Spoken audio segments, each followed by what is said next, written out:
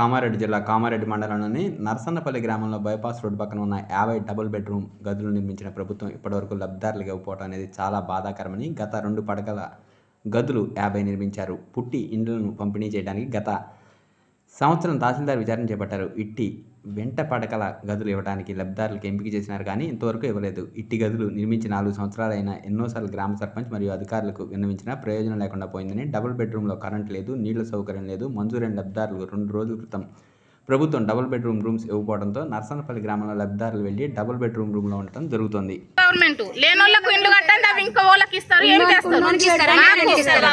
List తయారైంది అన్నారు, ఆ లిస్టు కావాలి. ఇంట్లో లేనోళ్ళకు ఇండ్లు కావాలి, మాకు నీళ్లు కరెంటు కావాలి.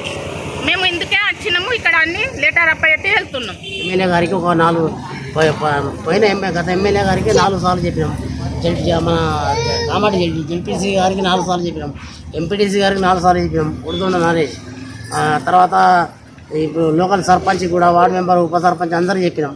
చేస్తాం అన్నారు. ఎలక్షన్ ముందర కూడా చేస్తామన్నారు. ఎలక్షన్లు అయిపోయినాక ఇప్పుడు సర్పంచ్ ముందరికి రావడం లేదు. ఎమ్మెల్యే కూడా ఇప్పుడు పోయిన ఎమ్మెల్యే కూడా ముందరికి రావడం లేదు. సర్పంచ్ అడిగితే పదవి అయిపోయింది అంటున్నారు.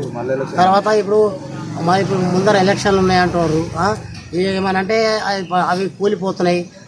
మొత్తం 50 రూమ్లు మద్యం తాగడానికి, బానిసల లెక్క కూర్చోడానికి, తిరుగుబోతులు ఉండడానికి పని చేస్తున్నాయి.